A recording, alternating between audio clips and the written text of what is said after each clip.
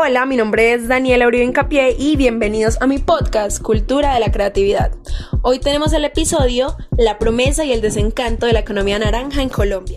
Con la invitada Jamie Cristina hablaremos sobre la ley, en qué consiste y qué opinión tenemos sobre ella. Cuando en Colombia se habla de creatividad, solemos pensar en música, arte, tecnología, diseño, emprendimiento y ese ingenio casi espontáneo que caracteriza al país. En el año 2017, el gobierno decidió que ese talento no solo debería celebrarse, debería convertirse en motor económico.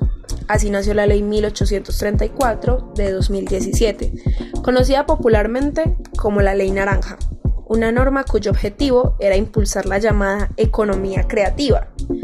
Por 7 años después, vale la pena detenernos y preguntarnos, ¿qué tanto cumplió esta ley sus promesas? ¿Realmente convirtió la creatividad en una industria sólida? ¿O terminó solo siendo una narrativa bonita que nunca aterrizó del todo? A ver, comencemos por el principio. La Ley Naranja nació con el propósito de reconocer que las ideas también son un bien económico. Su intención era abrir caminos para que los creadores, músicos, artistas, programadores, ilustradores, entre otros, tuvieran mejores condiciones para desarrollar sus proyectos. En teoría, la ley buscaba fortalecer la producción, distribución y protección de los productos creativos, promover incentivos fiscales, impulsar la formación y, sobre todo, integrar la cultura en el desarrollo económico del país. Suena bien, ¿no? Y lo es, al menos sobre el papel.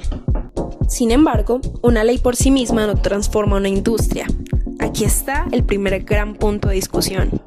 La Ley Naranja tuvo buenas intenciones, pero dependía demasiado de desarrollos posteriores. Necesitaba reglamentación clara, inversión real, bancos dispuestos a financiar ideas intangibles y un Estado capaz de acompañar a creadores que históricamente han trabajado desde la informalidad. El problema es que esa parte nunca fue tan sólida. JJ, ¿tú qué opinas de eso? Ok, pues en la práctica muchos artistas y emprendedores culturales sintieron que la Ley Naranja era más un eslogan político que una herramienta real. ¿Por qué? Porque se hablaba de creatividad, pero no se solucionaban los problemas estructurales. La falta de seguridad social del sector, la debilidad en la protección de derechos de autor, la poca articulación entre entidades y la enorme brecha entre los grandes productores culturales y los creadores independientes. Tal vez el punto más crítico fue que la ley no generó un ecosistema financiero robusto. ¿Qué significa esto? Que aunque la norma invitaba a bancos e inversionistas a confiar en los negocios creativos, muy pocos lo hicieron. Y no es difícil entender la razón. Para una entidad financiera tradicional, un disco, un videojuego, un espectáculo o una obra de arte no son un atractivo fácil de medir. El riesgo es alto y el retorno es incierto.